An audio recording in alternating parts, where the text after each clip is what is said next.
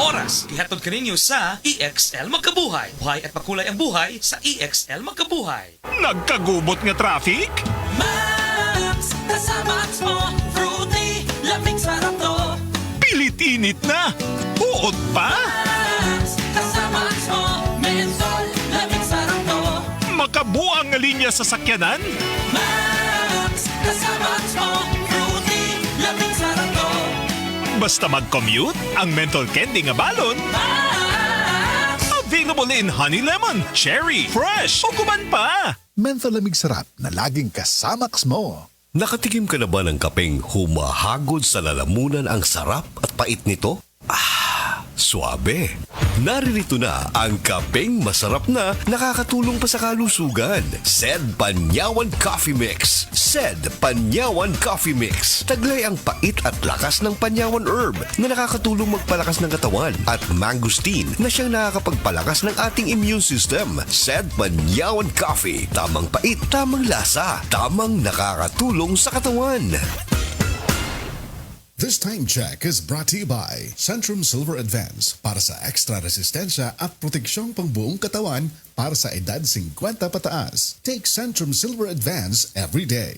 Sa mga workaholic, epektibo ang atong Paragis Bila-Bila Herbal Coffee. Sama na lang ni Roland De La Cruz, nga taga Mati, Davao. Roland de la Cruz sa Purok Isla, Barangay Central, Purok President. Anong ganahan man kay ka sa kape? Sa Bila-Bila Coffee, laskig ang imong lawas o mayo ang imong lihok. Basta laskig niya kondisyon, makalihok kag may sa trabaho. Kung di ka kainom, mura magluya na ka? Murag luya-luya, lahi ra gyud tungod kay nindot gyud ang Bila-Bila Coffee. Kini ginama sa GFMQ Marketing. Kaysa Paragis Bila-Bila, dili na ka mag-agwanta pa.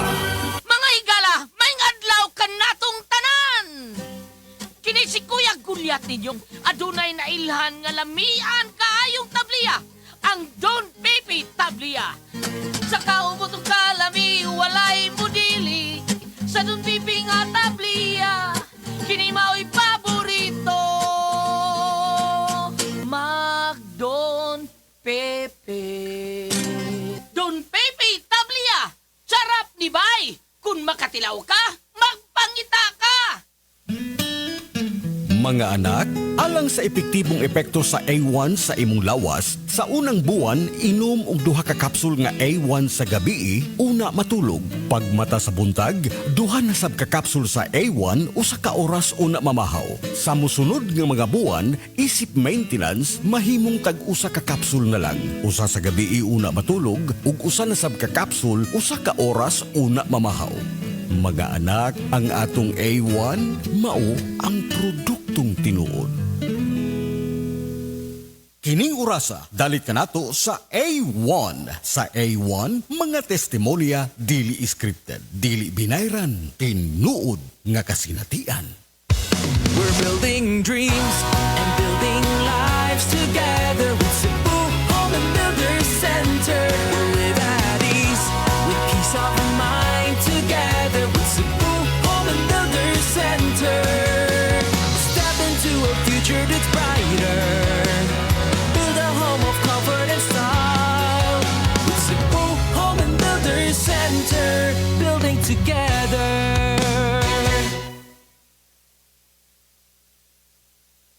SED Health Testimonies. Si Wendy Alakayan, taga Tagum City, nakasinati og irregular menstruation. Naulian sa dihang mitumar og SED Panyawan Capsule with Mangosteen. Irregular magyud akong menstruation. Usahay 6 months, usahay maabot og 8 months hangtod sa isa ka tuig. Nay nakasulti sa kuha nga i-try nako SED Panyawan Herbal Capsule. Na regular akong menstruation niya monthly na. Nakatabang jud ako. Grabe, sobra. SED Panyawan Capsule with Mangosteen. Mapalit sa mga butika. Pagbasa sa 10 kabanata ng Aklat ni Juan, ang talinhaga tungkol sa pastol, talata 1 hanggang 42. Pakatandaan ninyo, ang pumapasok sa kulungan ng mga tupa nang hindi sa pinto nagdaraan kundi umaakyat sa di dapat pagdaanan ay magnanakaw at tulisan. Ang tunay na pastol ay sa pintuan nagdaraan. Pinapapasok siya ng gwardya at pinapakinggan ng mga tupa ang kanyang tinig. Tinatawag niya ang kanyang mga tupa sa kanilang pangalan at inilalabas sa kulungan. Kapag nailabas na, siya'y nangunguna sa kanila at sumusunod naman ang mga ito sapagkat kilala nila ang kanyang tinig. Hindi siya sumusunod sa iba kundi patakbong lumalayo sapagkat hindi nila kilala ang tinig ng iba. Sinabi ni Jesus, ang talinhagang ito, ngunit hindi nila nauunawaan ang ibig niyang sabihin. Kaya't muling sinabi ni Jesus, pakatandaan nyo, ako nga ang pintuang dinaraanan ng mga tupa. Ang mga nauna sa akin ay mga magnanakaw at mga tulisan, ngunit hindi sila pinapakinggan ng mga tupa. Ako ang pintuan. Ang sino mang pumapasok sa pamamagitan ko ay maliligtas. Papasok siya't lalabas at makakatagpo ng pastulan.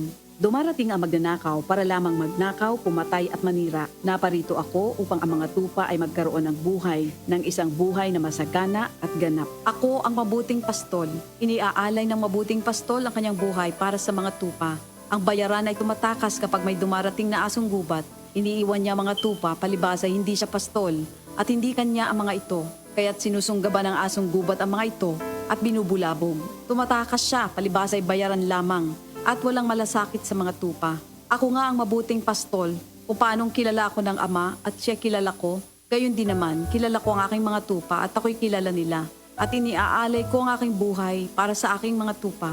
Mayroon akong iba pang mga tupa na wala pa sa kulungang ito. Kinakailangan sila'y ipasok ko rin at papakinggan naman nila ang aking tinig. Sa gayon magiging isa na lamang ang kawan at isa ang pastol. Dahil dito'y minamahal ako ng Ama sapagkat iniaalay ko ang aking buhay upang ito'y kunin kong muli. Walang makakakuha ng aking buhay kusa ko itong ibinibigay. Mayroon akong kapangyarihang ibigay ito at kuning muli. Ito ang utos na tinanggap ko sa aking Ama. Dahil sa mga pananalitang ito, hindi na naman nagkaisa ng palagay ang mga Hudyo. Marami sa kanila nagsabi, talagang sinasapian na ito ng demonyo at nababaliw. Bakit ba kayo nakikinig sa kanya? Sinabi naman ng iba, hindi nakakapagsalita ng gano'n ng isang sinasapian ng demonyo. Nakakapagpagaling ba ng bulag ang demonyo? Taglamig na noon at kasalukuyang ipinagdiriwang sa Jerusalem ang pista ng pagtatalaga ng templo. At habang naglalakad si Jesus sa templo, sa portiko ni Solomon, pinaligiran siya ng mga Hudyo at sinabi sa kanya, hanggang kailan mo ba kami ilalagay sa alanganin? Kung ikaw nga ang Kristo, sabihin mo na ng tuwiran. At sumagot si Jesus, sinabi ko na sa inyo, ngunit ayaw ninyong maniwala. Ang mga ginagawa ko sa pangalan ng aking Ama ay nagpapatotoo tungkol sa akin. Ngunit ayaw niyong maniwala sapagkat hindi kayo kabilang sa aking mga tupa. Nakikinig sa akin ng aking mga tupa. Nakikilala ko sila. Sumusunod sila sa akin. Binibigyan ko sila ng buhay na walang hanggan. Kailan may hindi sila mapapahamak at hindi sila maaagaw sa akin ninuman. Ang aking Ama na siyang nagbigay sa kanila, sa akin, ay lalong dakila sa lahat at hindi sila maaagaw ninuman sa aking Ama. Ako at ang Ama ay iisa. Ang mga pinuno ng mga Hudyo muling dumampot ng bato upang batuhin siya. Kaya't sinabi sa kanila ni Jesus, marami akong mabubuting gawang ipinakita sa inyo mula sa Ama. Alin ba sa mga ito ang dahilan at ako'y inyong gustong batuhin? Sumagot ang mga pinuno ng mga Hudyo, hindi dahil sa mabubuting gawa kaya ka namin babatuhin, kundi dahil sa paglapastangan mo sa Diyos, sapagkat nagpapanggap kang Diyos, bagamat tao ka lamang. Tumugon si Jesus, di ba nasusulat sa inyong kautusan? Sinabi ko, mga Diyos kayo. Mga Diyos ang tawag ng kautusan sa mga pinagkatiwalaan ng salita ng Diyos at hindi maaaring ipawalang bisa ang sinasabi ng kasulatan. Ako'y pinili at isinugo ng Ama. Paano ninyo ngayon masasabing nilalapastangan ko ang Diyos? Dahil sa sinasabi kong ako ang anak ng Diyos? O hindi ko ginagawa ang mga pinapagawa ng aking Ama? Huwag niyo akong paniwalaan. Ngunit kung ang ginagawa ko ay ang mga ito, paniwalaan ninyo ang aking mga gawa kung ayaw ninyong maniwala sa akin. Sa gayon matitiyak ninyong nasa akin ang Ama at ako'y nasa Kanya. Kaya tinangka naman nilang dakpin si Jesus, ngunit siya'y nakaalis. Muling pumunta si Jesus sa ibayo ng Jordan sa puok na dating pinagbautismohan ni Juan. Habang naroroon siya'y maraming lumalapit sa Kanya. Sinasabi nila, si Juan ay walang ginawang himala, ngunit totoo ang lahat ng sinabi niya tungkol sa taong ito. At doon, maraming sumampalataya kay Jesus. Ito ang salita ng Diyos. Ang takna at karato sa atong bag-ong construction partner, Century Peak Cement, Cementodo para sa Pilipino. Ako si Radyoman, Buena Alguno. Kining balita hatod kanato sa Paragis Bilabila, Liniment Oil sa mga dunay rheuma ug arthritis, labi na sa mga nag-edad og 50 anyos pataas. Haplas na sa Paragis Bilabila, Herbal Liniment, usa ka matang sa herbal nga tanom nga makaalim sa pagpanakit, pagpanghubag ug pagpanghupong. Paragis Bilabila, Herbal Liniment, ang haplas nga all-in-one.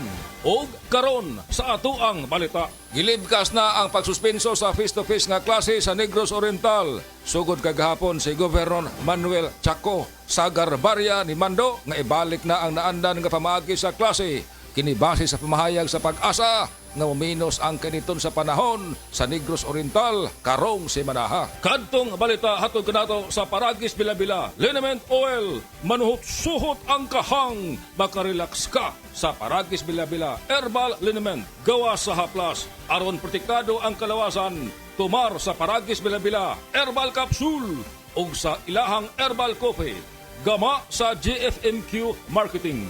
Sa Paragis Bilabila, di na ka mag-agwanta pa.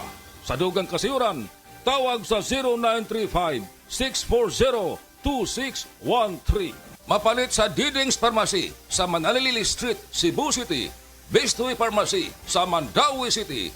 Healthy Way Pharmacy, GV Butika sa Cebu, Mandawi, Liloan ug Usmeña Boulevard. Mapalit usab sa GY Pharmacy sa 32 Usmeña Building, Usmeña Boulevard, Cebu City. Ako si Radyoman Buin Alguno, Tatak RMN. Problema sa kwarta? Pensyonado ka pa? Worry no more. Dili mag-uol kay ang Cebu APC Finance musulbad sa imong panginahanglan. We offer SSS and GSIS pension loans. No advance ug barato pa ang interest. Way hassle sa requirements. Pas-pas tinud-anay ang serbisyo. Mabiabihon ang mga empleyado. Alang sa dugang kasayuran, tawag sa numero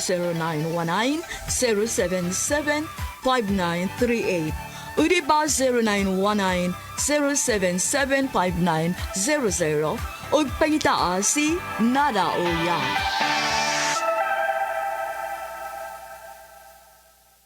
Gulyat t-shirt. Happy Mart! Blouses. Happy Mart! Underwear. Happy Mart! Sapot sa kabataan. Happy Mart! Pantalon. Happy Mart! HAPPY. MERT!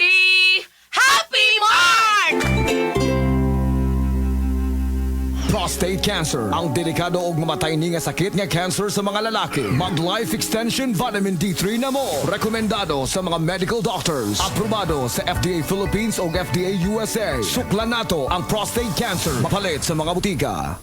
This time check is brought to you by Solmix Advance. Walang kasing lakas. Welcome to our reunion. Oy, Day, nidaot lagi ka. Dili ka na bloated o dili na constipated ni mong naong. Tungod na sa Super Fiber. Super Fiber. Super Fiber. Super Fiber. May powerful detoxification effects ang plant fibers, prebiotics o alkaline food. Lowers cholesterol levels. Helps control blood sugar levels. Normalize bowel movement o immunity booster. And prevents colorectal cancer. The fast-acting colon cleansing product approved by the FDA Philippines. Para sa mahapsay nga pagkalibang. Super Fiber. Mapalit sa mga butika. Oras, hatod ka nato sa Camel Soy Sauce. Unsaon nimo makaligay sa cancer, diabetes, hypertension ug uban pa nga sakit kung ang imong vitamin D3 200 IU ra ang unod. Diri na ka sa Life Extension Vitamin D3 nga ang unod 1000 IU.